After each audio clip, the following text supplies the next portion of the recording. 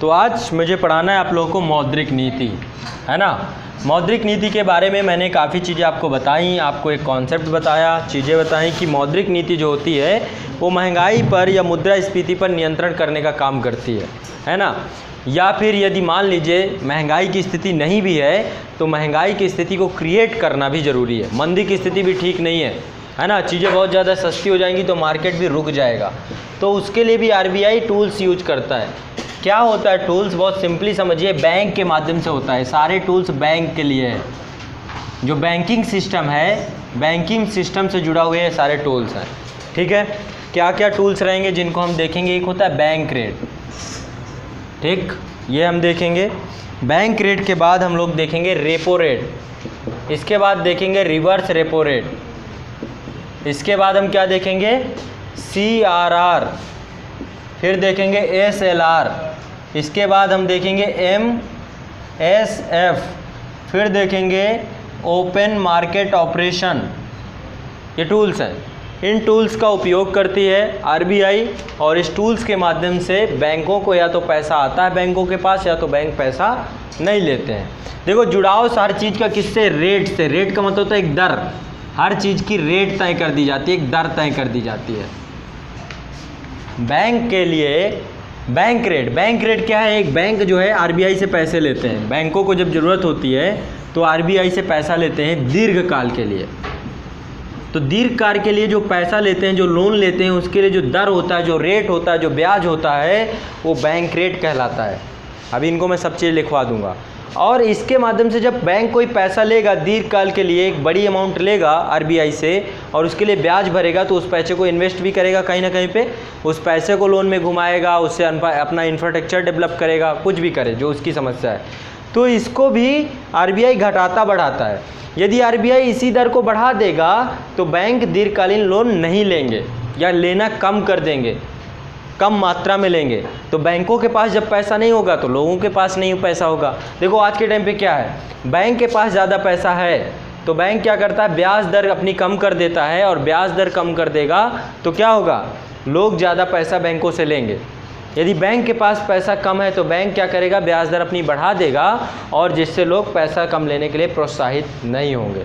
या बैंक को कहीं से महंगा पैसा मिल रहा होगा तो महंगे में उठाएगा भी, समझ रहे हैं। यानी बैंक का जो खर्चा आएगा, बैंक उसी हिसाब से ब्याज दर का निर्धारण करता है अपने हिसाब से, और उस ब्याज दर का निर्धारण करने के बाद ही उसको बेचता है।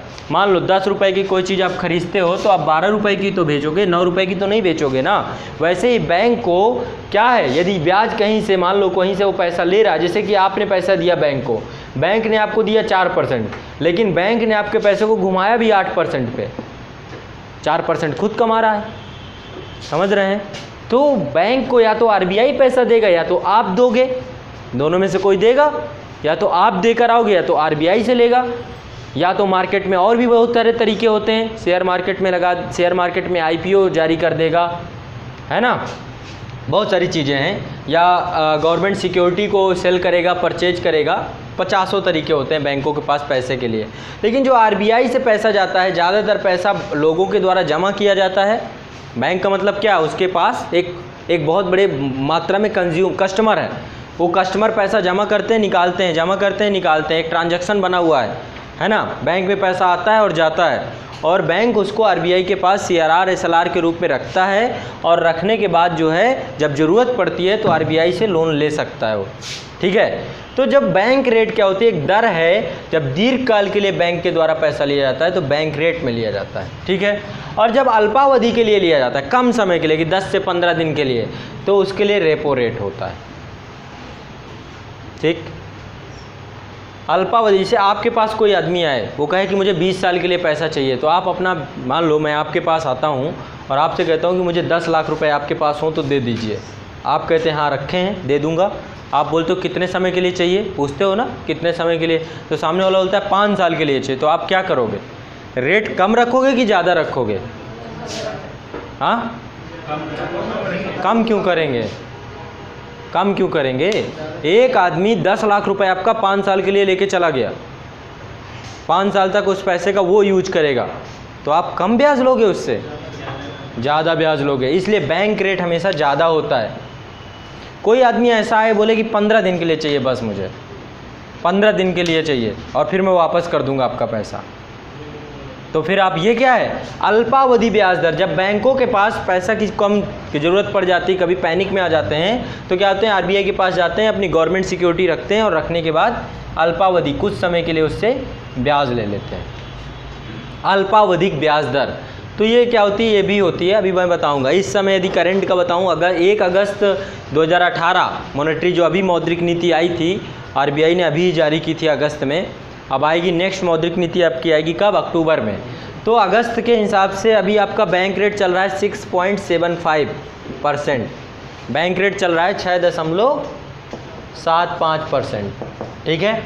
और रेपो रेट आपका कम होता है, अल्पावधि ब्याज दर होता है, तो रेपो रेट आपका चल रहा है 6.5%, बैंक रेट से कम है, ठीक है। और रिवर्स रेपो रेट क्या होता है, आरबीआई को जब पैसों की ज़रूरत पड़ती है और आरबीआई बैंकों से पैसा लेता है तो वो रिवर्स रेपो रेट होता है। तो आरबीआई को जब देना होगा तो महंगे में देगा और जब लेना होगा तो सस्ते में लेगा, क्योंकि अब अपनी बारी है। तो ये सस्ता रहता है 6.25%। या फिर ये कहिए कि आरबीआई के पास बैंक जो है रिवर्स रेपो रेट के रूप में पैसा रख सकते हैं। ये पैसा आपको ज़रूरत तो नहीं है, पूछते रहेंगे आरबीआई से पैसे की ज़रूरत है क्या भाई, 6 उनको रखेंगे तो 6.25% उनको वो भी तो मिलेगा, ब्याज भी तो मिलेगा, है ना, फ्री में पैसा थोड़ा ना रख रहे हैं, ये भी बात है। तो कुछ पैसा मिलेगा। CRR ये क्या है, एक पैसा मेंटेन करना पड़ता है। जो कस्टमर का पैसा आता है बैंक के पास तो सारा पैसा लोन पे बैंक नहीं उठाता। ये CRR और SLR, एक को कैश में, ये कैश में रखा जाता है और ये लिक्विड रूप में रखा जाता है, तरल रूप में रखा जाता है। लिक्विड में गोल्ड आता है आपका, सोने में रख सकते हैं, गवर्नमेंट सिक्योरिटीज़ होती हैं, है ना, कैश में भी रखा जा सकता है और SDR में रखा जा सकता है, फॉरेक्स रिजर्व में रखा जा सकता है। तो बहुत सारी चीज़ें जो तरल रूप में होती हैं तो वो अलग है, उसके बारे में। तो ये क्या है, एक पैसा मेंटेन, जैसे कि आपने 100 रुपये जमा किया तो 100 का 100 रुपये बैंक नहीं उठा सकता है लोन में, उसको कुछ पैसा रखना पड़ेगा अपना CRR और SLR के रूप में। इस समय CRR 4% है, यानी 100 रुपये में 4 रुपये यहाँ रखना पड़ेगा उसे, और SLR कितना है, 19.5% है अभी इस समय, 19.5% SLR है। तो इतना रुपया उसको यहाँ, यानी कि टोटल कितना हो गया, ये 23.5 रुपया उसको उठा के रख देना पड़ेगा। आपने यदि 100 रुपये जमा किया तो 100 रुपये में CRR और SLR के रूप में बैंक 23.5 रुपये चुपचाप रख देगा, उसको वो टच नहीं करेगा, ठीक। बाकी के पैसे को आपको लोन में घुमाना वो शुरू करेगा। क्लियर, ये रूल है। इसके बाद आपका MSF होता है, मार्जिनल स्टैंडिंग फैसिलिटी। देखो क्या होता है, जो रेपो रेट होता है यानी अल्पावधि ब्याज दर, जब आप लेते हो तो अल्पावधि ब्याज दर के लिए आपको गवर्नमेंट सिक्योरिटीज़ रखनी होती हैं। क्या रखना होता है, गवर्नमेंट सिक्योरिटीज़ रखनी होती हैं। ऐसे नहीं ले सकते आप। आरबीआई से जब आप कहोगे कि मुझे पैसा चाहिए तो आरबीआई कहेगा बैंक से कि कुछ है तुम्हारे पास रखने के लिए, ऐसे कैसे दे दूँ इतना पैसा।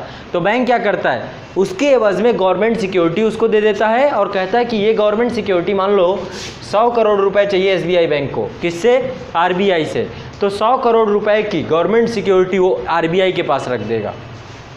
कितना रख देगा, 100 करोड़ रुपए की गवर्नमेंट सिक्योरिटी किसके पास रख देगा, आरबीआई के पास, और आरबीआई ने उसको 100 करोड़ रुपए दे दिए। इसके बाद दोनों के बीच में एक बॉन्ड साइन होता है, आरबीआई और एसबीआई के बीच में बॉन्ड ये साइन होता है कि 15 दिन बाद, क्योंकि रेपो रेट है, अल्पावधि, कुछ समय के लिए लिया गया है पैसा, तो 15 दिन के लिए, 10 दिन के लिए, 15 दिन के लिए, कुछ भी हो, उस अवधि के अंदर उसको वो खरीद लेगा। कितने में खरीदेगा, जितना रेट चल रहा होगा। रेट है 6.5%, रेपो रेट चल रहा है, इतना इंटरेस्ट देके उसको खरीद लेगा। समझ रहे हैं, वो गवर्नमेंट सिक्योरिटी को खरीद लेगा, पूरे गवर्नमेंट सिक्योरिटी को। तो ये रेपो रेट होता है, अभी चर्चा करेंगे। लेकिन जो एमएसएफ है, एमएसएफ एक फैसिलिटीज़ दी गई है किसको, कमर्शियल बैंक को, scheduled commercial bank, scheduled commercial bank. RBI ने कुछ बैंक, जो आरबीआई एक्ट है 1934, आरबीआई एक्ट 1934 है जिसके तहत रिजर्व बैंक ऑफ इंडिया की स्थापना हुई है। तो उस एक्ट के तहत एक अनुसूची है, शेड्यूल्ड है, सेकंड अनुसूची है, दूसरी अनुसूची उस एक्ट में, जिसमें कुछ बैंकों का नाम लिखा हुआ है, कुछ बैंकों का नाम लिखा हुआ है, इसलिए इन बैंकों को बोलते हैं शेड्यूल्ड कमर्शियल बैंक। अभी चर्चा करेंगे भारत में कौन से बैंक शेड्यूल्ड कमर्शियल बैंक हैं। जो आरबीआई की अनुसूची नंबर 2 में जिनका नाम लिखा हुआ है वो शेड्यूल्ड कमर्शियल बैंक की श्रेणी में आते हैं। तो ये फैसिलिटी दी गई शेड्यूल्ड कमर्शियल बैंकों को कि वो चाहे तो एसएलआर से जितना उनका टोटल, मतलब इसमें भी एक परसेंटेज बना दिया गया है, अभी मैं इसकी चर्चा करूंगा कि कितना पैसा, उससे भी गवर्नमेंट सिक्योरिटी मान लो रखी हुई है यहाँ पे, जो भी एसएलआर के पैसे का उपयोग कर सकते हैं रेपो रेट लेने में। देखो वैसे तो सीआर एसएलआर छुआ नहीं जा सकता, आपके पास आया आके आपको मेंटेन करके रख देना है उसको, ठीक है। किसी और का पैसा है, उस पैसे को आपको हटा करके रख देना है, पूरा खर्चा नहीं करना। मान लो बड़ा आसान भाषा में समझाता हूँ, मान लो आपके घर में आपके पिताजी आए, पिताजी 100 रुपये लेके आए और 100 रुपये लेकर आके आपको बोले कि बेटा 100 रुपये ये रख लो, आपको पकड़ा दिए।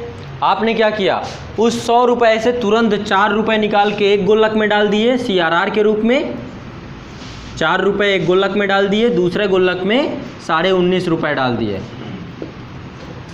आपने क्या किया, सीआरआर और एसएलआर को मेंटेन कर दिया तुरंत कि भाई कभी मजबूरी आ गई, कुछ आ गई तो ये पैसा तो कैश में रह गए। 4 रुपये हमेशा कैश के रूप में रहेंगे, रुपये के रूप में रहेंगे।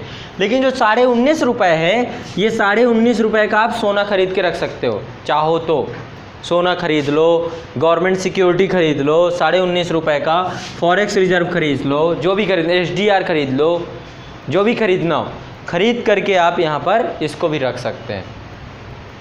आपने इधर ये 2 रूप में पैसा रखा है, इनको छू नहीं सकते आप, इन्हें खर्च नहीं कर सकते, ये आपको मेंटेन करके रखना पड़ेगा। बाकी का जो पैसा आपके पास बचा, वो पैसे को आप कुछ भी कीजिए, घर का सामान लाइए, सब्जी लेकर आइए, जो लेकर आइए, जो आपको लाना हो लाइए, इन्वेस्ट कर दीजिए, अपने बिजनेस में लगा दीजिए, स्कूल जाने में लगा दीजिए, जहाँ आपको लगाना हो।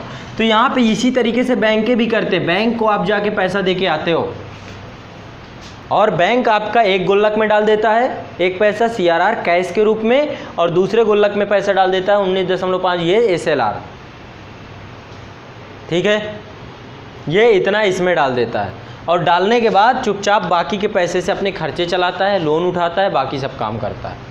ये उसे करना पड़ता है, इसका टाइमिंग होता है हर 15 दिन में, हर फोर्टनाइट, हर फ्राइडे टू फ्राइडे। जैसे आज ही फ्राइडे है, मान लो आज फ्राइडे है, ठीक है, और अगले 7 दिन बाद फिर फ्राइडे आएगा, फिर अगले 7 दिन बाद फिर फ्राइडे आएगा, ठीक है।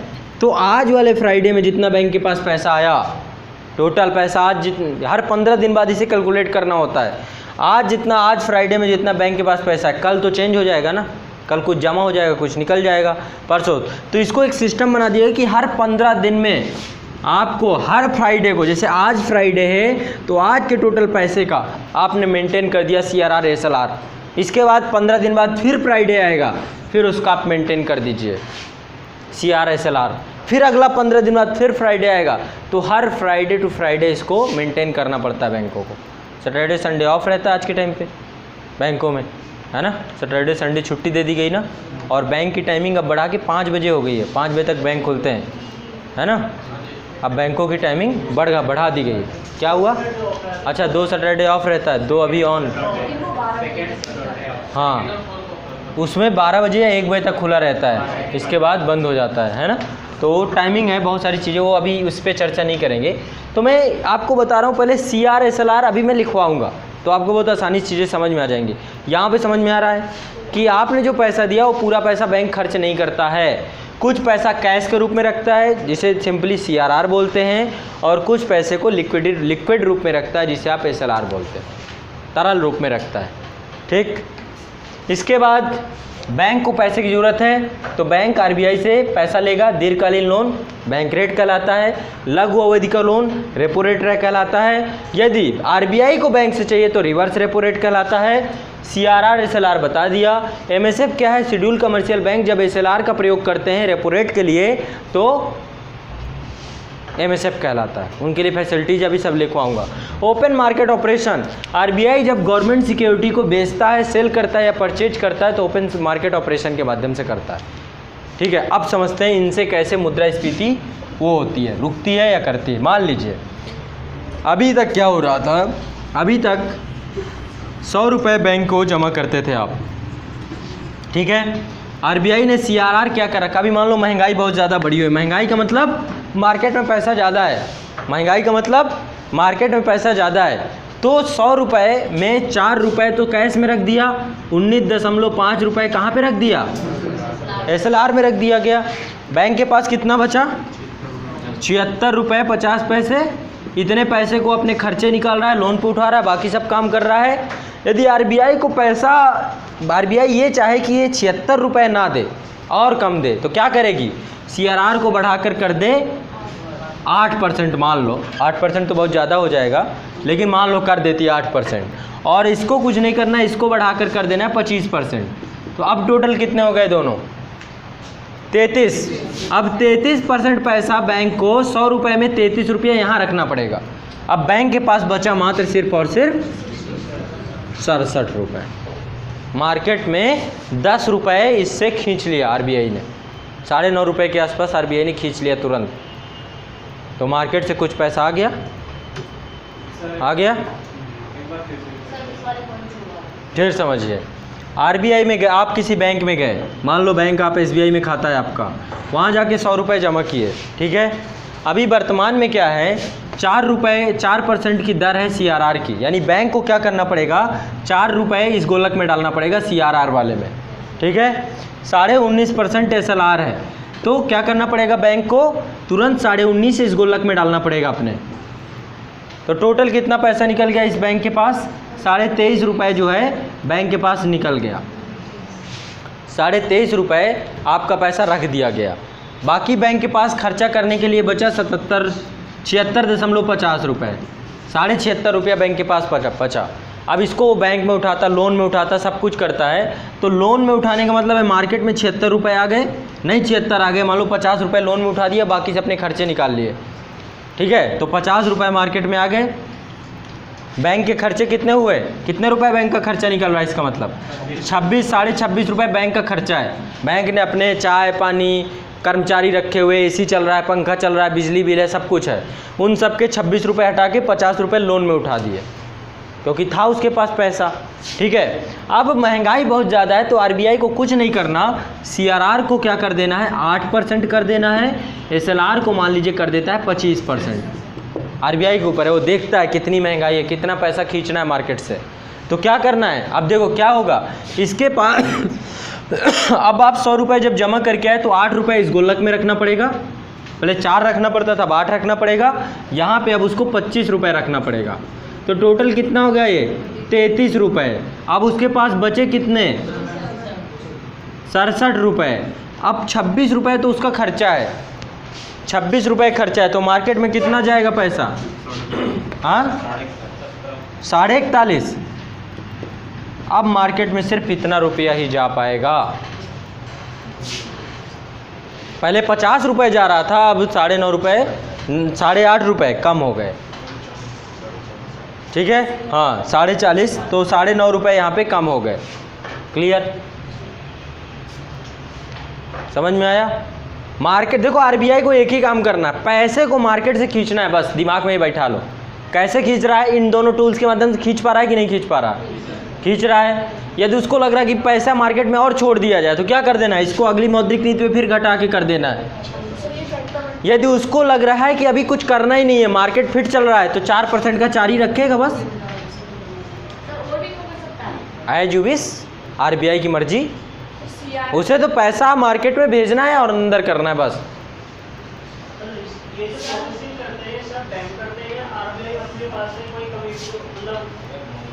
अगली उस क्लास में नहीं थे आप, लास्ट क्लास में, तो क्या लास्ट लाइन देखिए, पढ़िए क्या लिखा हुआ है वहाँ पे।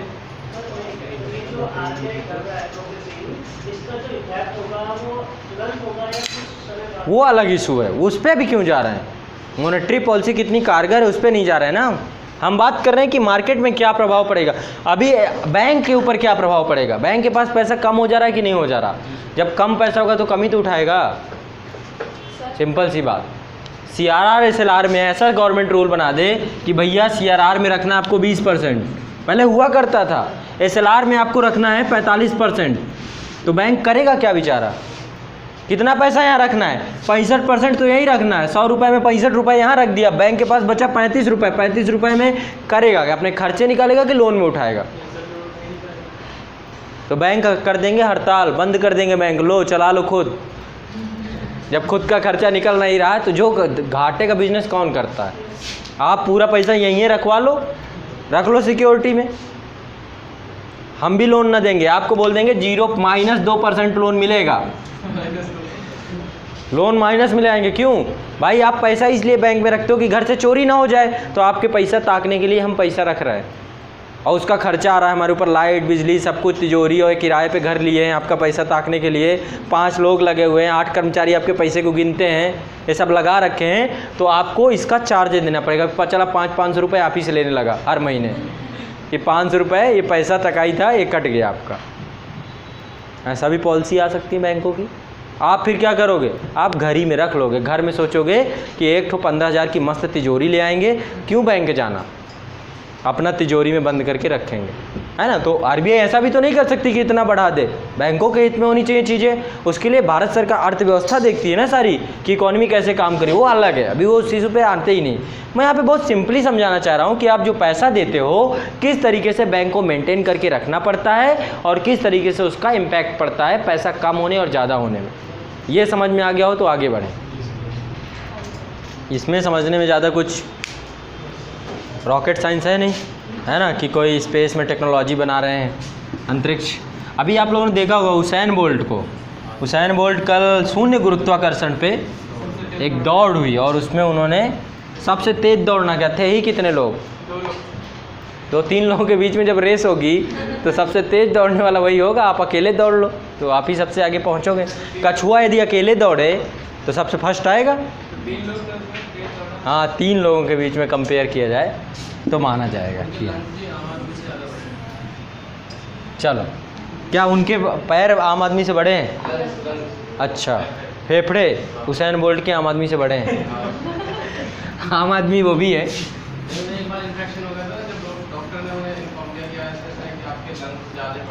अच्छा, हाँ, ज़्यादा ऑक्सीजन आप।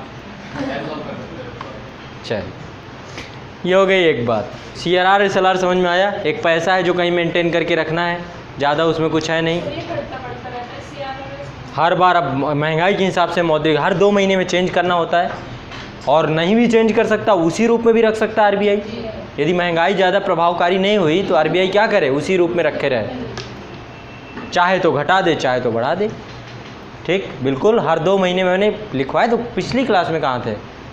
पिछली क्लास में लिखवाया था ना कि हर 2 महीने में अब मौद्रिक नीति बनाई जाती है। मौद्रिक नीति में CRR SLR यही सब चेंज करना होता है।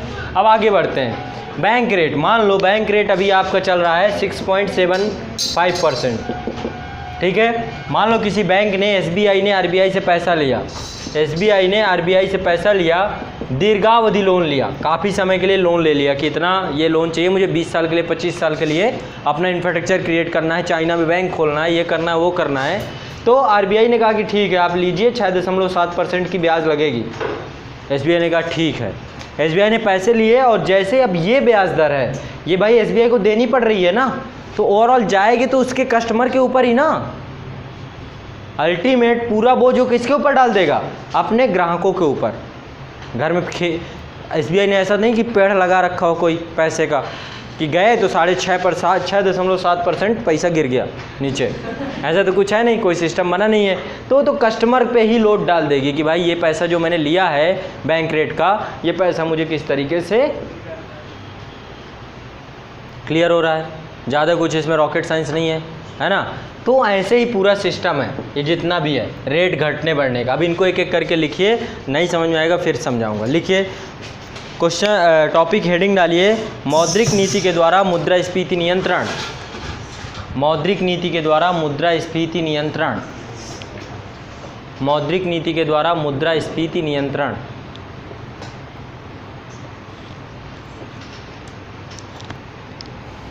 लिखिए,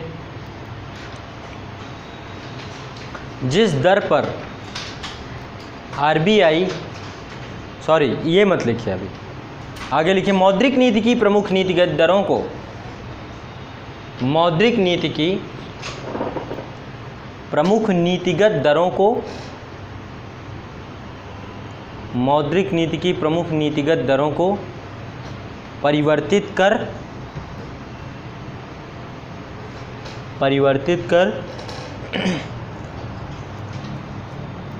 मुद्रास्फीति को नियंत्रित करना, मुद्रास्फीति को नियंत्रित करना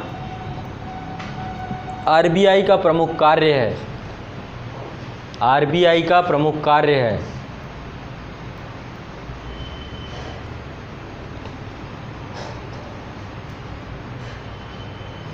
आरबीआई का प्रमुख कार्य है।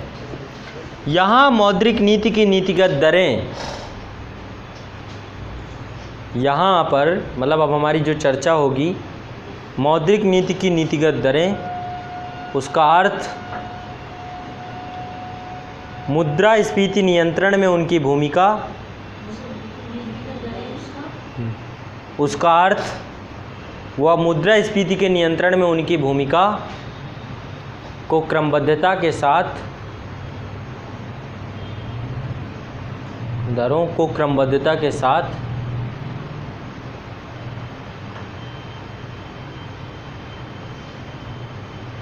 अध्ययन करेंगे। सबसे पहले डालिए बैंक दर, बैंक रेट।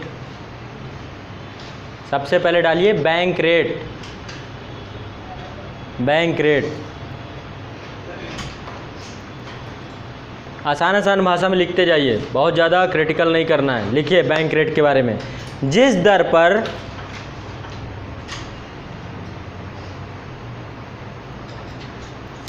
दर पर आरबीआई व्यापारिक बैंकों को, जिस दर पर आरबीआई व्यापारिक बैंकों को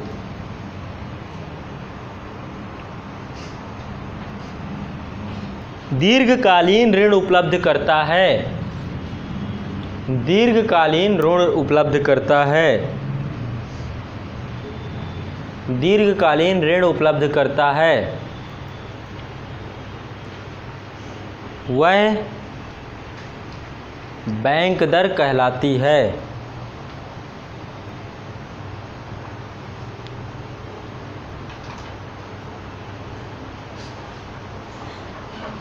ठीक है, बैंक दर कहलाती है। समझने में कोई दिक्कत तो नहीं है। बहुत लंबे समय के लिए पैसा चाहिए तो बैंक दर कहलाती है। अब इस पे लिखिए नेक्स्ट हेडिंग, नीचे इसी के डालिए मुद्रास्फीति पर नियंत्रण। कैसे मुद्रास्फीति पे नियंत्रण होगा? बैंक रेट से। सब पे लिखवाता जाऊंगा ये थोड़ा थोड़ा। मुद्रास्फीति पे नियंत्रण,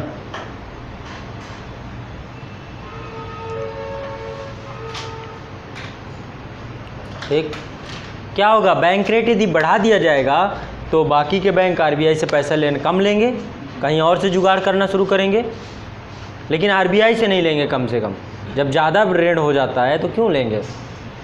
ठीक है, या फिर कुछ दिन के लिए पोस्टपोन कर देंगे अपना आइडिया। तो जब ज़्यादा पैसा आरबीआई से नहीं आएगा बैंकों के पास तो क्या होगा? अर्थव्यवस्था में पैसा नहीं आएगा, जिसके कारण से क्या होगा? बैंक अपना रेट बढ़ा सकते हैं।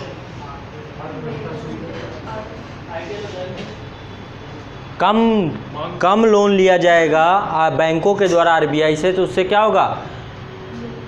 बाजार में तरलता रुक जाएगी, मुद्रा की तरलता रुक जाएगी, मुद्रा नहीं आएगी मार्केट में, कम आएगी, पहले की अपेक्षा कम आएगी। यानी एक टूल्स है ये भी, इसी को लिख लीजिए। लिखिए, यदि आरबीआई पहले की तुलना में बैंक रेट को बढ़ाती है या बैंक दर को बढ़ाती है, यदि आरबीआई पहले की तुलना में बैंक दर को बढ़ाती है तो बैंकों का आरबीआई से ऋण लेना महंगा हो जाएगा, तो बैंकों का आरबीआई से ऋण लेना महंगा हो जाएगा।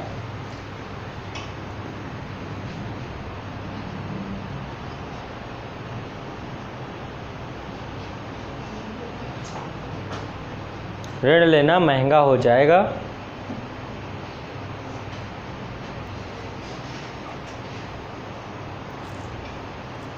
जिससे बैंक अपेक्षाकृत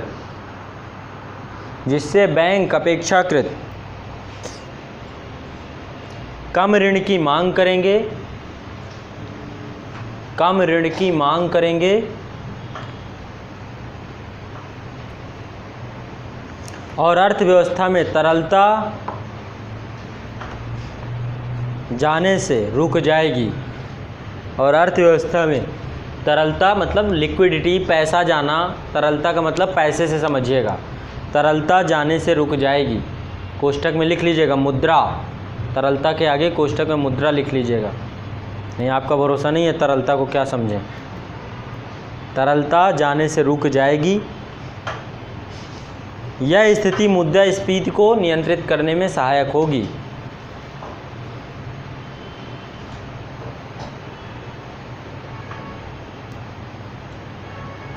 यह स्थिति मुद्रास्फीति को नियंत्रित करने में सहायक होगी। अब यहाँ पे एक चीज़ समझो, यदि बैंक दर को बढ़ाया जाए तो मुद्रास्फीति कंट्रोल होगी। यदि बैंक दर को घटा दिया जाए, मान लो इसको और कम कर दिया जाता है 6.75% इसे 4% पे ले आता RBI, तो क्या होगा?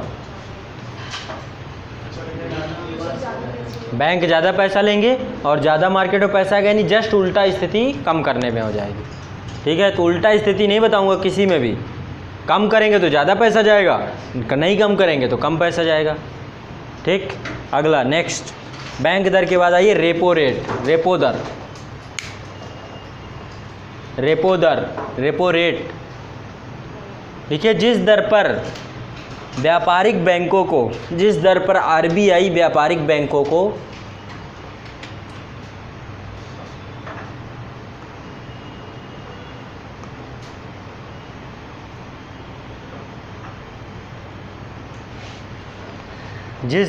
RBI व्यापारिक बैंकों को अल्पकालिक ऋण उपलब्ध कराता है वह रेपो दर कहलाती है। अल्पकालिक ऋण उपलब्ध कराता है वह रेपो दर कहलाती है।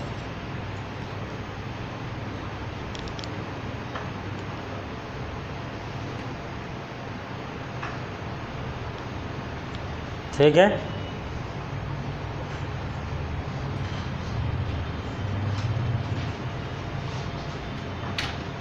नेक्स्ट इसमें लिखिए मुद्रास्फीति के नियंत्रण पर प्रभाव। सबका ये अलग अलग लिखते चले जाएंगे। रेपो रेट को कम करना, ज़्यादा करना, इससे क्या होगा?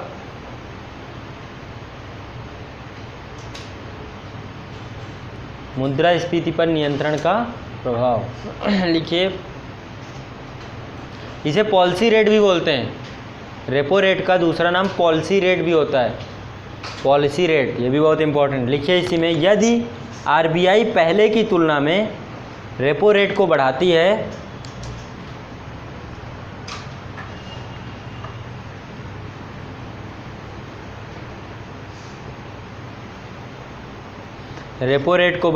तो बैंक स्वतः ही आम जनता के लिए ब्याज दरें बढ़ा देंगे।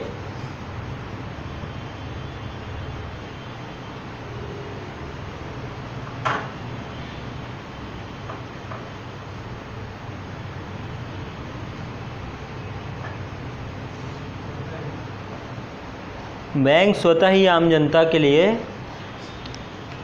ब्याज दरें बढ़ा देंगे। परिणाम स्वरूप आम जनता बैंकों से दूरी बना लेंगे। ज़्यादा ब्याज दर होगी तो जाओगे पैसा लेने? नहीं जाओगे। पता करोगे मामा पैसा ज़्यादा है क्या, तो मामा से कहोगे कि 2% ब्याज दर पे उठा दो। मामा, चाचा, काका, ताऊ, नाना, जमींदार, साहूकार, वहाँ से जुगाड़ लगाना शुरू कर दोगे। कुछ दिन के लिए कहोगे बाइक ठीक नहीं है, साइकिल बढ़िया होती है, पर्यावरण पॉल्यूशन नहीं होता, बाइक से बहुत दिक्कत होती है। जेब में पैसा होता है तभी तो आदमी उत्पाती बनता है, और नहीं तो मन को समझा लेता है ना। हम अपने मन को समझा लेते हैं अरे ये बेकार चीज़ होती है, लेकिन जब पैसा हो जाए तो दिमाग फिर कहता है नहीं यही सबसे बढ़िया चीज़ है। क्यों? पैसा है जेब में। तो जब ज़्यादा ब्याज हो जाएगा उसी चीज़ का तो आप क्या करोगे? आइडिया ही पोस्टपोन कर दोगे अपना, अभी रहने देते हैं, अभी इसी से काम हो जाएगा, ज़रूरत से ज़्यादा नहीं पैर फंसाना चाहिए। 50 चीज़ें आप लेकर के आके अपने दिमाग को शांत कर दोगे। ठीक, तो बैंक क्या करते हैं? ब्याज दर बढ़ा देते हैं, और लोग क्या करते हैं? बैंकों से दूरी बना लेते हैं। तो बैंकों में जब आप पैसा लेने जाओगे तो मार्केट में पैसा आएगा? नहीं आएगा। और क्या होगा? जब मार्केट में पैसा नहीं आएगा तो महंगाई, डिमांड कम हो जाएगी। ठीक है, तो आगे नेक्स्ट इसी में लिख लीजिए, यह स्थिति अर्थव्यवस्था में तरलता जाने से रोक देती है। यह स्थिति अर्थव्यवस्था में तरलता जाने से रोक देती है, मुद्रास्फीति को नियंत्रित करती है और मुद्रास्फीति को नियंत्रित करती है। नेक्स्ट डालिए रिवर्स रेपो रेट। अगला है रिवर्स रेपो रेट।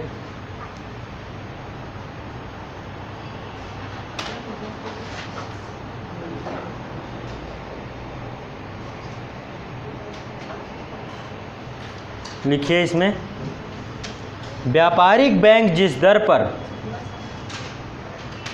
व्यापारिक बैंक जिस दर पर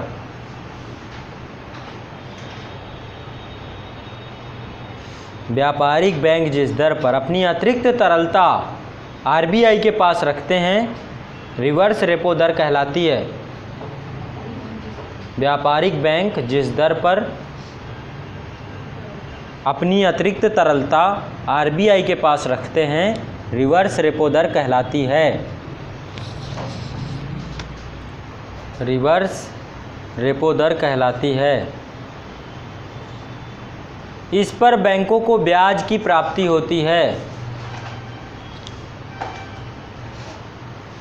इस पर बैंकों को ब्याज की प्राप्ति होती है।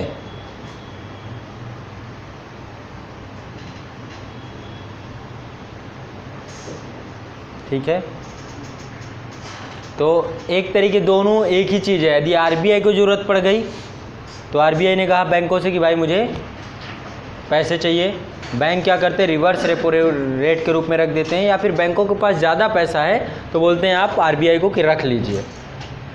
ठीक है, रख लीजिए। आमतौर पे देखो होता क्या है, ये रेपो रेट और रिवर्स रेपो रेट 2 मिनट के लिए समझते हैं। रिवर्स रेपो रेट, ये दोनों को समझिए आप।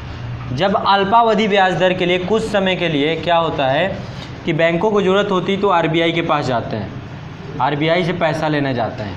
आरबीआई के पास गए, आरबीआई ने उनसे कहा कितना पैसा चाहिए, इन्होंने कहा कि 100 करोड़ रुपए चाहिए 15 दिन के लिए, अल्पावधि के लिए 15 दिन के लिए मुझे 100 करोड़ रुपए चाहिए। आरबीआई ने कहा 100 करोड़ रुपए के एवज में रखोगे क्या, मैं 100 करोड़ रुपए तो तुम्हें दे रहा हूँ।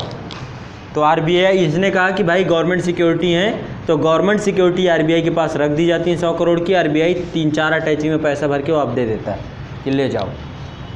ठीक है, आरबीआई ने पैसा दे दिया इनको और इन्होंने गारंटी दे दिया आरबीआई के पास। अब इनके बीच में एक रीपर्चेज क्या होता है, एक बॉन्ड साइन होता है, जिसमें ये होता है कि जो 100 करोड़ की ये 100 करोड़ रुपए की जो गारंटी है, बैंक इसे वापस रीपर्चेज कर लेगा, वापस खरीद लेगा। तो जितना ब्याज दर उस समय चल रहा होता है उतना ब्याज दर को जोड़ करके वो पूरा फिर से उस समय की अवधि तक खरीद लिया जाता है। ख़त्म बात। यही उल्टा यहाँ पर होता है। जब आरबीआई यहाँ पे क्या होता है, आरबीआई को पैसे की ज़रूरत होती है तो वो क्या करता है, बैंकों के पास जाता है, बैंकों से कहता है कि आपके पास पैसा हो तो मुझे दे दीजिए। तो ये कहते हैं आरबीआई से कि कुछ है रखने के लिए। ठीक है, तो आरबीआई कहता है कि मेरे पास गवर्नमेंट सिक्योरिटी है, तो गवर्नमेंट सिक्योरिटी रख लेते हैं ये और आरबीआई को पैसा दे सकते हैं। ये मैं इसलिए बता रहा हूँ कि यदि कभी आए कि रिवर्स रेपो रेट और रेपो रेट के लिए कुछ पैसे, कुछ गवर्नमेंट सिक्योरिटी रखनी पड़ती है कि नहीं रखनी पड़ती, बिल्कुल रखनी पड़ती है। जब रेपो रेट में बैंक जाता है तो वो रखता है, और जब आरबीआई जाता है बैंक के पास तो वो भी रखता है, और बाद में उसको रीपर्चेज कर लिया जाता है। ठीक, अब बताओ इसमें कोई दिक्कत हो तो। रिवर्स रेपो रेट में प्रॉब्लम है, आरबीआई जब बैंकों से पैसा मांगता है तो बैंक क्या करते हैं, एक ब्याज दर पर पैसा देते हैं आरबीआई को, या आरबीआई के पास अपना पैसा रख देते हैं। बैंक जो है वो रेपो भी कर सकता है, जो अपने पैसे हैं जो वो रिवर्स रेपो आरबीआई को दे रहा है, तो वो अपने ब्याज दर को जो कम करके वो जनता मतलब मार्केट में भी ला सकता है। बिल्कुल आ सकता है, लेकिन आरबीआई मांग रहा है ना, अभी आरबीआई को ज़रूरत है ना। और मार्केट में मान लो कोई बहुत उथल पुथल चल रही है, तो मार्केट अभी बहुत अच्छी नहीं चल रही है, और उसको क्या है, उसको तो 4% आपको सेविंग अकाउंट में देना ही है। तो वो ऐसा उपाय रखता है कि 4% बढ़ता रहे, आपने जो पैसा जमा कर दिया, क्योंकि 4 तो आपको देना है, तो अपना पैसा कहीं ना कहीं तो फंसाएगा ना वो। कहाँ कितना कम दे रही है, 4% से ज़्यादा दे तो रही है, 6.25% दे तो रही है। और वो अगर मार्केट में अगर डालता है पैसा तो डाल सकता है एज यू विश, मिल रहा है। बिल्कुल डाल सकता है, मार्केट में डालिए, कहीं डालिए, तो आपको स्वतंत्रता है ना, आप कहाँ डाल सकते हैं। मना कर दीजिए आरबीआई को, नहीं है पैसा, कल के दिन आप भी जाएंगे तो वो भी मना करेगा।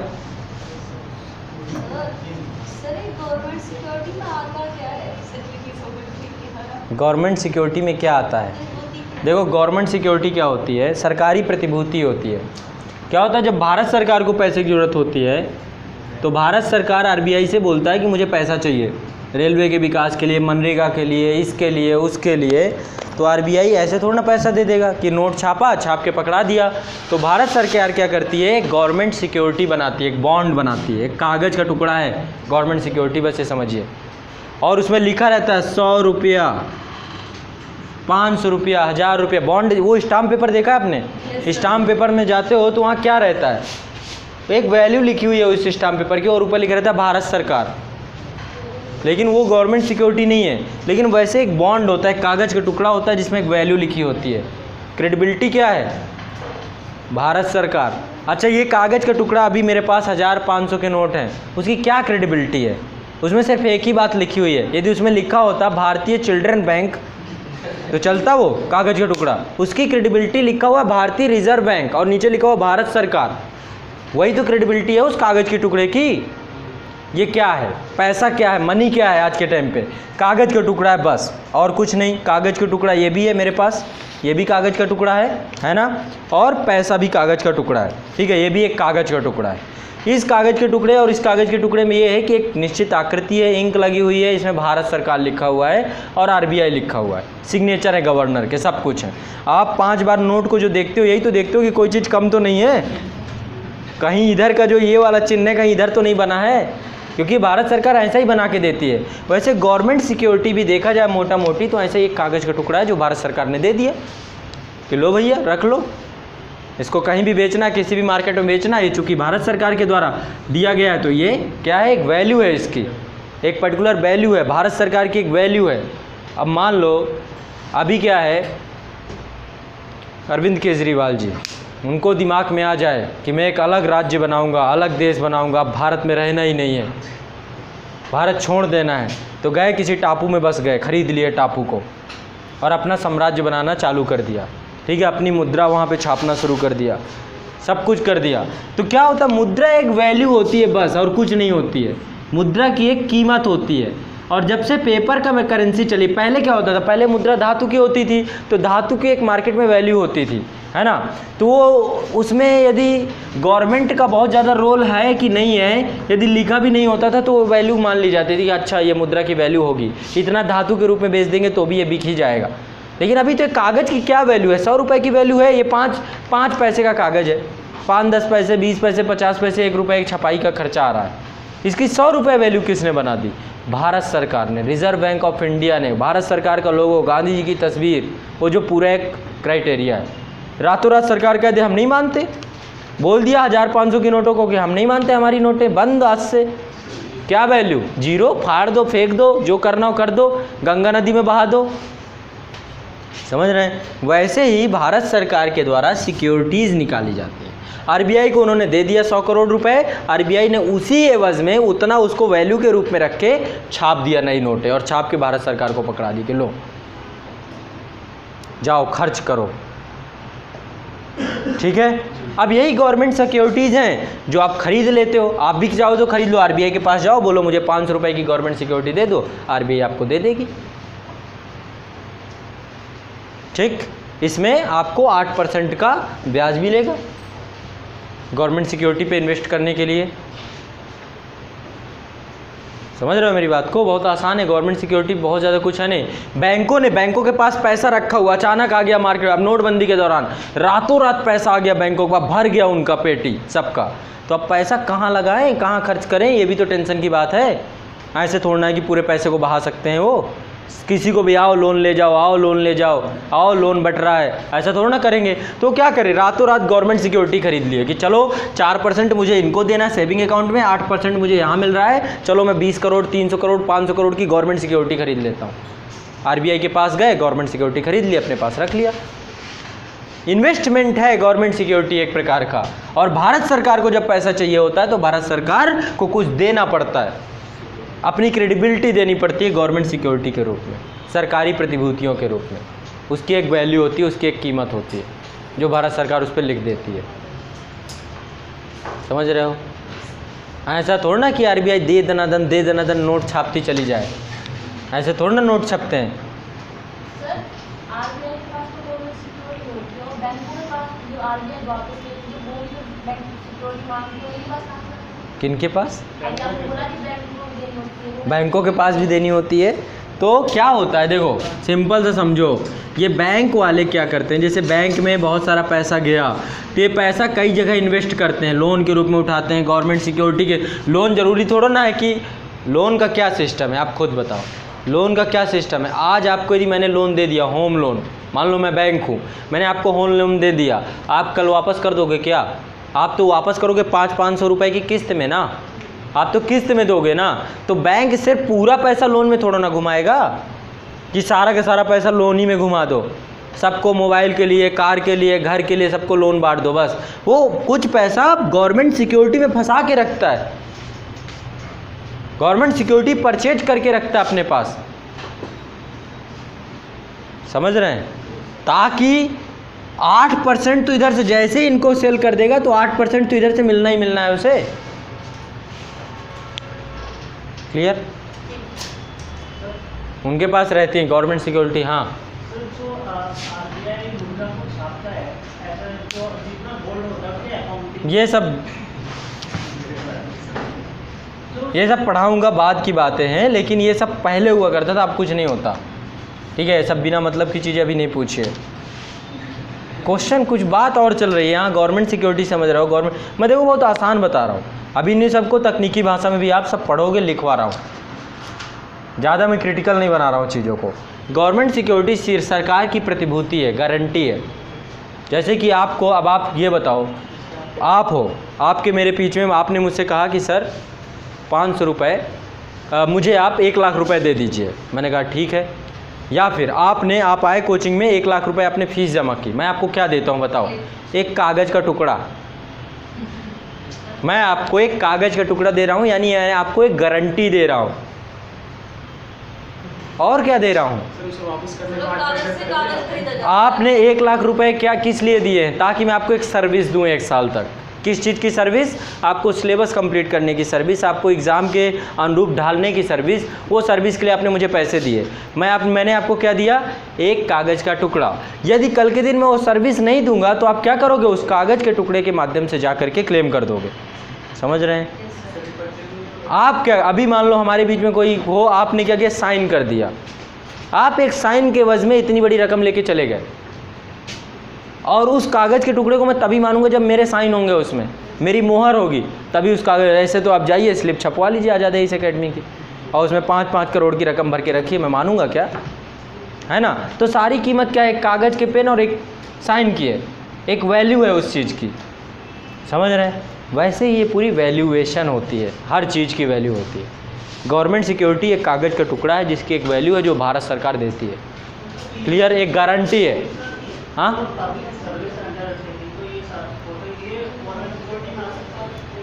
ये क्या है? पब्लिक सेक्टर अंडरटेकिंग पता है क्या है? एक कंपनियां हैं, PSU हैं, भारत सरकार की कंपनी, भारत सरकार के उपक्रम है, वो गवर्नमेंट सिक्योरिटी है। कोई कंपनी गवर्नमेंट सिक्योरिटी होती है, रिलायंस गवर्नमेंट सिक्योरिटी है। हाँ, तो वो एक कंपनी सरकार चला रही है, बिजनेस है जो सरकार कर रही है अपनी कंपनियों के माध्यम से। गवर्नमेंट सिक्योरिटी बोल रहा हूँ, कागज़ का टुकड़ा है। क्या भेल एक कागज़ का टुकड़ा है? कहाँ दिमाग चल रहा है? बता तो रहा हूँ, आगरा ग्वालियर नज़दीक है, ज़्यादा दूर नहीं है, इलाज कराइए।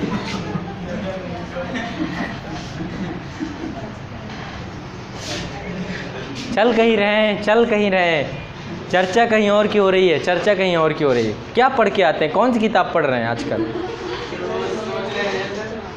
सोचते हैं, ऐसे सोच है आपकी। ठीक है, चलो सब सुधर जाएगी धीरे धीरे। ज्ञान का भाव है, और इस तरीके की बिना मतलब के क्वेश्चन वाहियात किस्म के आते हैं कभी कभी दिमाग में। चलो, ये तो नहीं है कि टीचर को फंसाना है, हाँ? सोच हिम्मत भी मत कीजिएगा। जुर्रत भी मत कीजिएगा उसकी। चलो आगे, कहाँ हो गया ये रिवर्स रेपो रेट पढ़ा रहा था मैं। रिवर्स रेपो रेट पे क्या कहाँ तक पहुँचे? ब्याज की प्राप्ति होती है। हाँ, तो ब्याज की प्राप्ति हो गई। तो रिवर्स रेपो रेट यदि बढ़ेगा तो अब व्यापारिक बैंक आरबीआई के पास अधिक मात्रा में अपने अतिरिक्त तरलता के लिए प्रेरित होते हैं। ठीक है, लिख लीजिए इसमें मुद्रास्फीति पे नियंत्रण कैसे होगा। इससे रिवर्स रेपो रेट से मुद्रास्फीति में नियंत्रण कैसे होगा? मुद्रास्फीति से रिवर्स रेपो रेट, मुद्रास्फीति पे नियंत्रण, नीचे बस इतना हेडिंग डालते जाना है। लिखिए, यदि आरबीआई पहले की तुलना में रेपो रेट, पहले की तुलना में रेपो रेट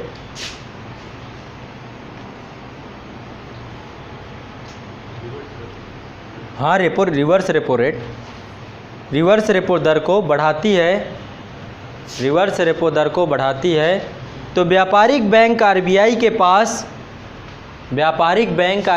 पास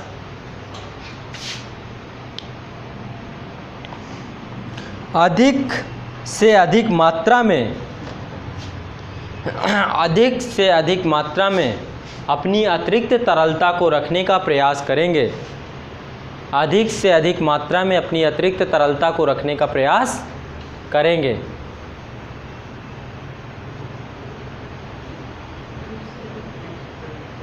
अपनी अतिरिक्त तरलता को रखने का प्रयास करेंगे। ठीक,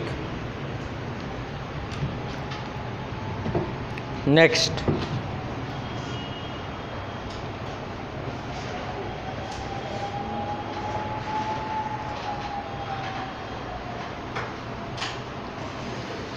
अगला है CRR, cash reserve ratio, Hindi में बोलते हैं नगद आरक्षण अनुपात। नगद आरक्षण अनुपात, cash reserve ratio, cash reserve ratio. मैंने आपको NDTL एक दिन बताया था। NDTL क्या है? Net demand and time liabilities.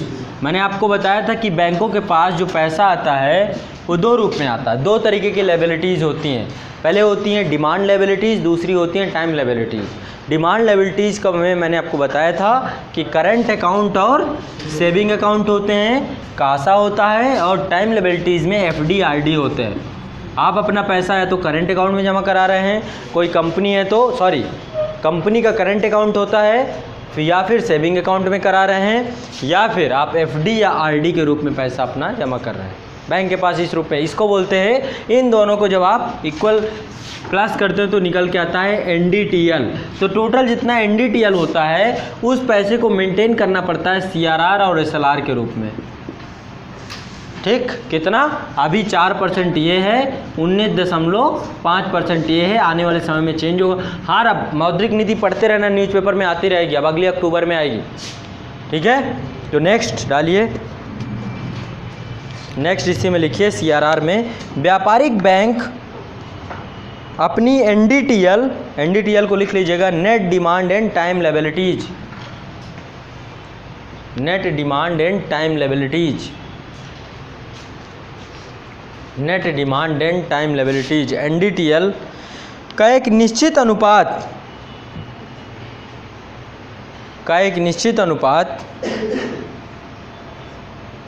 RBI के पास नगदी के रूप में रखते हैं। इसे ही CRR कहते हैं, इसे ही CRR कहा जाता है,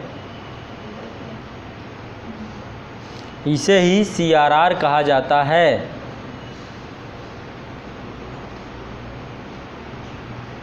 इस राशि पर RBI बैंकों को कोई ब्याज नहीं देती है।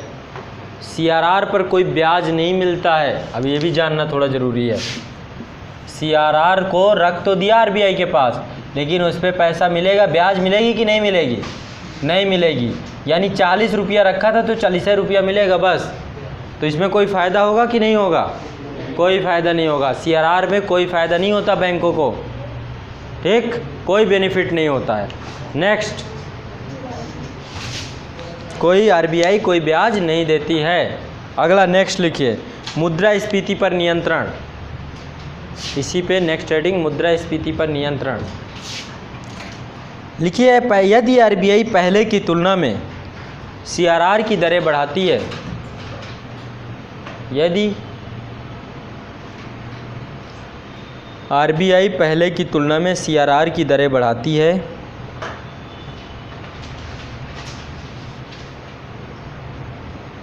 तो प्रत्यक्ष रूप से बैंकों की ऋण देने की क्षमता कम हो जाती है।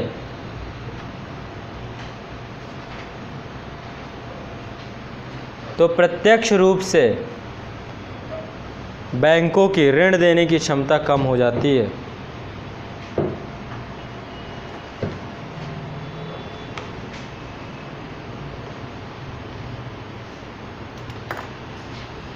ऋण देने की क्षमता कम हो जाती है।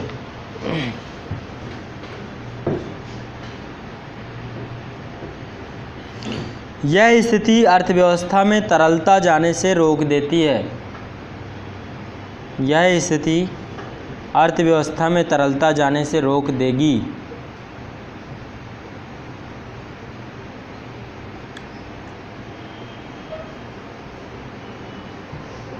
अर्थव्यवस्था में तरलता जाने से रोक देगी। परिणाम स्वरूप मुद्रास्फीति नियंत्रित होगी।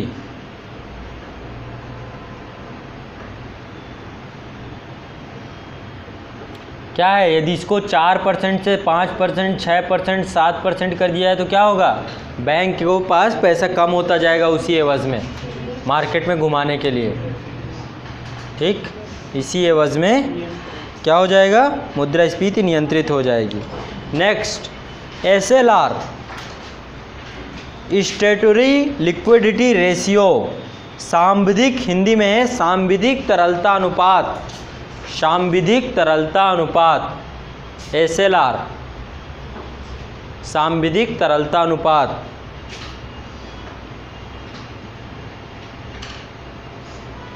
तो लिखिए, व्यापारिक बैंकों को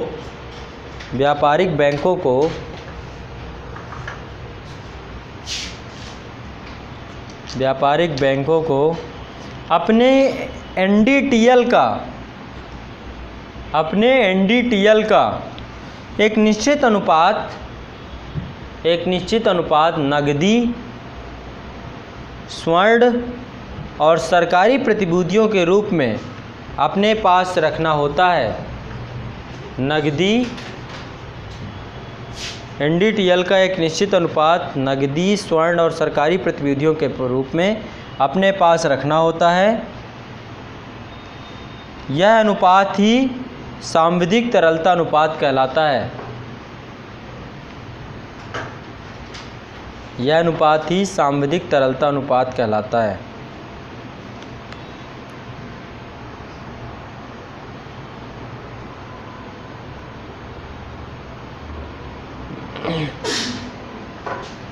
लिखिए, यदि RBI पहले की तुलना में मुद्रास्फीति पर नियंत्रण, कैसे मुद्रास्फीति पर नियंत्रण होगा? इससे मुद्रास्फीति पर नियंत्रण, लिखिए, यदि RBI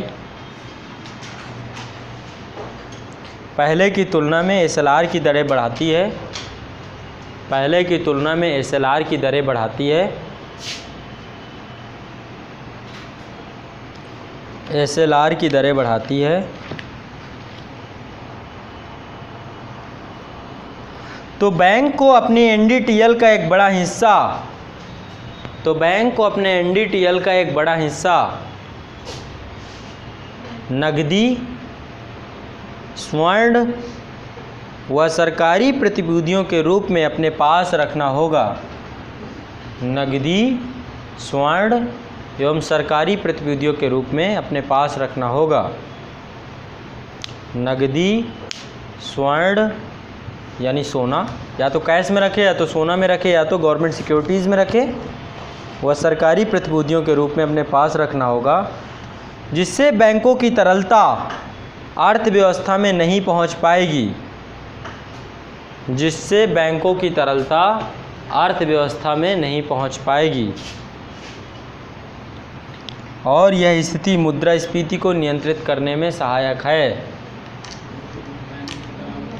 तरलता अर्थव्यवस्था में नहीं पहुंच पाएगी और यह स्थिति मुद्रास्फीति को नियंत्रित करने में सहायक है।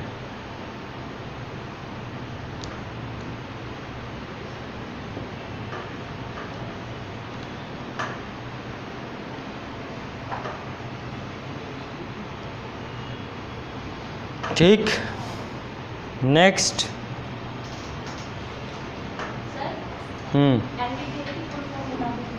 नेट NDTL, N से नेट, D से demand and time liabilities. Net, demand and time liabilities.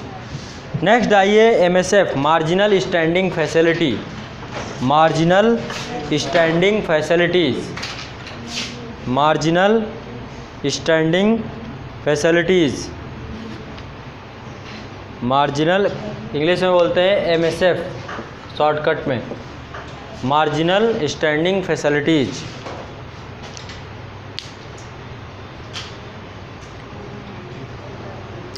तो अब तो ये सुविधा धीरे धीरे बंद हो रही है, ठीक है। हाँ, इंग्लिश में यही इसका चलता हुआ रूप है, यही इंग्लिश है। हिंदी में भी आपको यही लिखना है, मार्जिनल स्टैंडिंग फैसिलिटी, ठीक है। इकोनॉमी में बहुत सारी टेक्नोलॉजी ऐसी है जो इंग्लिश में ही जानना बेहतर होगा, ज़्यादा हिंदी के चक्कर में रहेंगे पता चला अर्थव्यवस्था ही गड़बड़ा गई अपनी। तो MSF भी पूछा जाएगा आपसे और वो हिंदी इंग्लिश में सब में सेम होता है। लिखिए इसमें MSF के अंतर्गत बैंक अपने NDTL का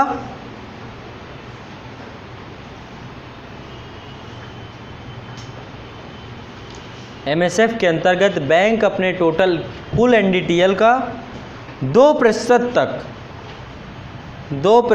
तक टोटल जितना NDTL होगा उसका 2% तक अति अल्प अवधि के लिए ऋण ले सकते हैं।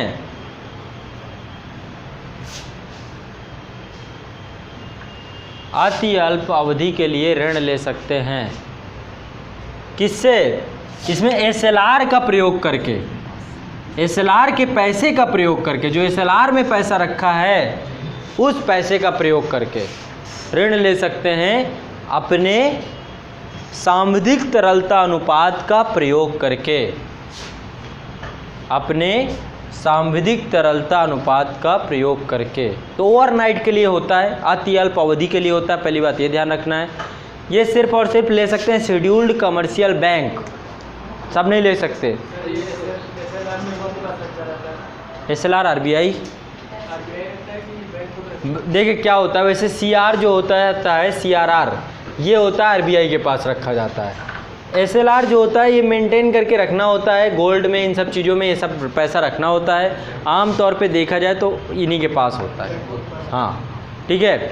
अब इस पैसे से भी कुछ निकाल करके वो रेपो रेट के रूप से, रेपो रेट से पैसा लिया जा सकता है। SLR का जहाँ पे प्रयोग हो तो एक मार्जिनल स्टैंडिंग फैसिलिटी दी गई है शेड्यूल कॉर्पोरेट बैंक को कि वो अपना पैसा जो है SLR के पैसे का भी उपयोग करके अल्प अवधि के लिए ब्याज दर ले सकते हैं। यहाँ से गवर्नमेंट सिक्योरिटी रखे, उन गवर्नमेंट सिक्योरिटी को उठाया, उसी को रख के निकाल लिया पैसा, ठीक।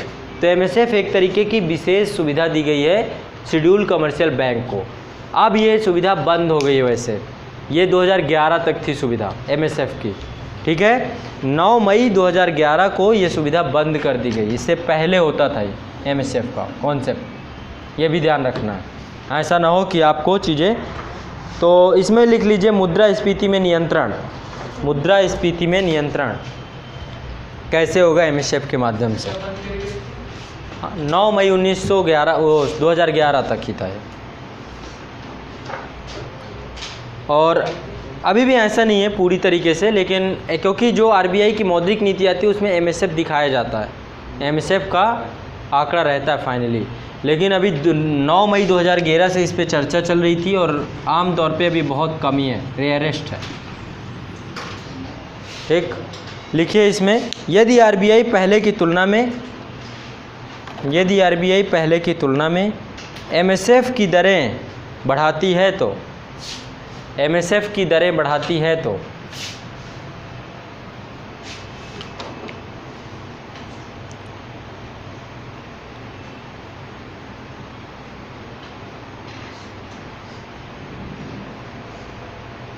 तो अर्थव्यवस्था में तरलता घटती है।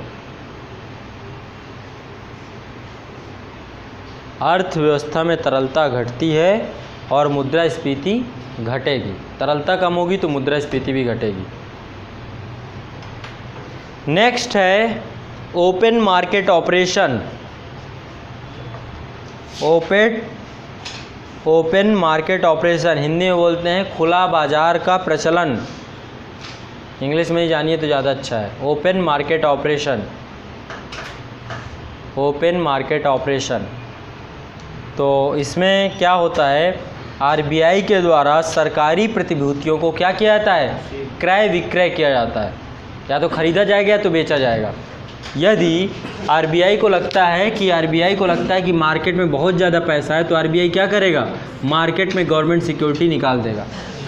ठीक है, खरीदा, लोगों ने खरीदा, पैसा चला गया आरबीआई के पास। ठीक है, और यदि लगा कि मार्केट में पैसा बहुत कम है तो गवर्नमेंट सिक्योरिटी को खरीद लेगा, मार्केट में पैसा डाल देगा। ठीक है, सिंपल ये काम करता है। तो ओपन मार्केट ऑपरेशन में एक बारे में लिखिए, आरबीआई द्वारा सरकारी प्रतिभूतियों का क्रय विक्रय खुले बाजार में आरबीआई द्वारा सरकारी प्रतिभूतियों का क्रय विक्रय खुले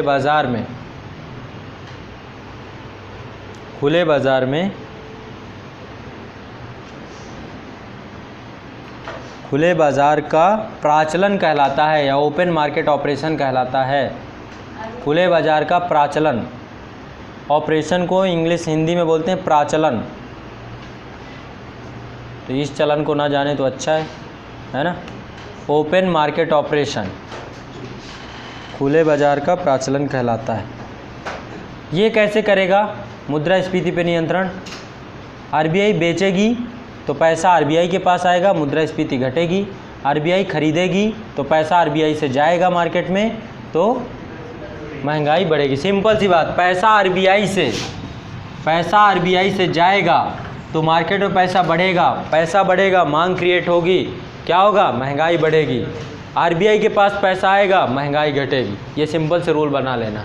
तो जो चीज़, जैसे मैं कोई चीज़ बेचूंगा तो मेरे पास पैसा आएगा, यदि कोई चीज़ खरीदूंगा मेरे पास से पैसा जाएगा। सेम चीज़ आरबीआई के साथ है। ठीक, ज़्यादा इसमें दिमाग नहीं लगाना। लगाओ भी कहाँ से, हो तब लगाओ ना।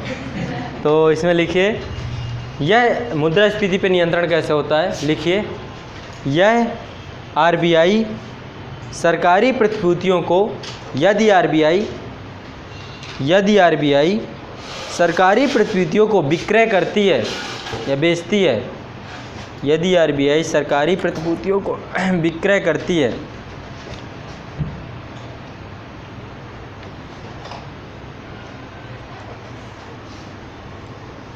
तो आम जनता की तरलता आरबीआई खींच लेती है। आम जनता का पैसा आरबीआई के पास चला जाता है। आम जनता की तरलता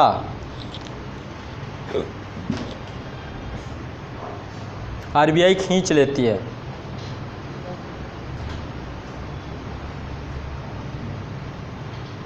और तरलता कम होने से मुद्रास्फीति नियंत्रित हो जाती है। और तरलता कम होने से मुद्रास्फीति नियंत्रित हो जाती है।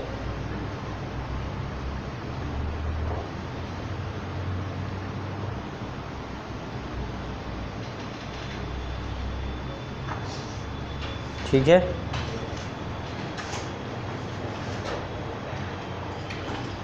ये हो गया मौद्रिक नीति में कौन कौन से टूल्स का प्रयोग करती है आरबीआई। क्लियर। अब आगे हमें जो पढ़ना है कि मुद्रास्फीति पर नियंत्रण हम कैसे करते हैं, राजकोषीय नीति के द्वारा। मौद्रिक नीति कौन लेकर आता है, आरबीआई। राजकोषीय नीति कौन लेकर आता है, वित्त मंत्रालय, भारत सरकार लेके थी। अब सरकार कैसे मौद्रिक नीति का नियंत्रण करती है, मुद्रास्फीति का नियंत्रण करती है, तो आगे हम चर्चा करेंगे। अब नेक्स्ट कल की क्लास में करेंगे कि फिजिकल पॉलिसी क्या है, फिजिकल पॉलिसी क्या है, इसके द्वारा किस तरीके से पूर्ति की जाती है, मुद्रास्फीति महंगाई को कम किया जाता है, ये सब हम पढ़ेंगे। फिर इसके बाद मौद्रिक नीति और राजकोषीय नीति में क्या अंतर है या दोनों के बीच में क्या संबंध है, ये हम पढ़ने का प्रयास करेंगे। और इसके बाद मोस्ट इम्पोर्टेंट जो आपका बड़े, मुद्रास्फीति सफल है कि असफल है, मौद्रिक नीति आरबीआई के द्वारा जो मौद्रिक नीति जारी की जाती है वो सफल है या असफल है, वो जानने का प्रयास करेंगे, वो सब चीज़ें जानेंगे। इसके बाद ये चैप्टर हो जाएगा आपका ख़त्म। इसके बाद नेक्स्ट चैप्टर जो मैं लेकर आऊँगा, अगला चैप्टर आपका रहेगा एग्रीकल्चर सेक्टर, प्राइमरी सेक्टर। अब एक एक सेक्टर चालू कर दूंगा मैं, ठीक है। और लेकिन इससे पहले देखेंगे बैंक वैंक के बारे में थोड़ा जान लेंगे। मैं भारत में बैंकिंग का इतिहास पढ़ाऊंगा, सारे बैंकों को पढ़ाऊंगा, अभी कौन कौन से बैंक हैं, अभी करंट में जो अपडेट होगा, पेमेंट बैंक, स्मॉल बैंक, ये सब बैंक जो है ये भी यहीं पर ही पढ़ लें तो ज़्यादा बेहतर है ना। ये सब करने के बाद फिर एक एक सेक्टर पे आ जाएंगे। एग्रीकल्चर सेक्टर अलग से पढ़ाऊंगा। एग्रीकल्चर के बाद फिर आपका आ जाएगा उद्योग वाला सेक्टर, उद्योग वाला यानी द्वितीयक सेक्टर पढ़ाऊंगा। फिर टर्सरी सेक्टर यानी सर्विस सेक्टर पढ़ाऊंगा। इन तीनों के बाद जो है एक आपका मेन इम्पॉर्टेंट मुझे आना है आपके विदेश व्यापार पे, लेकिन उससे पहले खाद्य सुरक्षा वाला भी पढ़ना है, पीडीएस सिस्टम भी पढ़ना है। एग्रीकल्चर में ही आएगा खाद्य सुरक्षा और पीडीएस सिस्टम। फिर इसके बाद आपका आ जाएगा विदेशी व्यापार, फिर नियोजन पढ़ेंगे हम लोग, नियोजन किसे कहते हैं। फिर मैं बजट पढ़ाऊंगा, फिर बजट में ही टैक्स आ जाता है, बजट और टैक्स एक साथ रहते हैं। फिर टैक्स पढ़ाऊंगा, फिर भारत में निर्धनता और बेरोजगारी पढ़ाऊंगा, फिर केंद्रीय योजना परियोजना, और इसके बाद जो अभी करंट का थोड़ा सा टॉपिक मुझे जोड़ना होगा, बस इकोनॉमी ख़त्म हो जाएगी। ठीक है, लगभग अभी समय ये है कि हम लोग 20 दिन नहीं, 15 अक्टूबर लास्ट है हमारा, 15 अक्टूबर को डाउट सेशन रखेंगे, उसी दिन हम लोग कम्प्लीटली ख़त्म करेंगे। ठीक है, बहुत अच्छे से, आपका कुछ नहीं बचेगा। मैं कह रहा हूँ ना, अर्थव्यवस्था के आप मास्टर बन जाओगे। मास्टर मतलब यदि आप अच्छे से पढ़ लोगे तो, रिवीजन कर लोगे तो, और नहीं 15-20 किताबें खरीद लो, वही करते रहो आप। आपको क्या चाहिए, जैसे अभी मैं पढ़ा रहा हूँ, सब पूछ रहे हैं कौन सी किताब पढ़, मैंने आपको बताया ना टारगेट दिया था ना एक किताब का, चलना चाहिए वो परीक्षावाणी वाला, परीक्षावाणी की अर्थव्यवस्था पढ़ो, ख़त्म बात। सारी क्यों लाना, यहीं पर मिल जाएगा जगदम्बा बुक स्टॉल पे। नहीं मिलती तो बुक के लिए, बुक का या तो कहिए तो मैं आज एक काम करता हूँ, आज ही आपको लिस्ट दे देता हूँ, शाम को आपके ग्रुप में लिस्ट आ जाएगी। अब आप में से ग्रुप में कौन कौन नहीं जुड़ा है, ग्रुप में नहीं जुड़े, अच्छा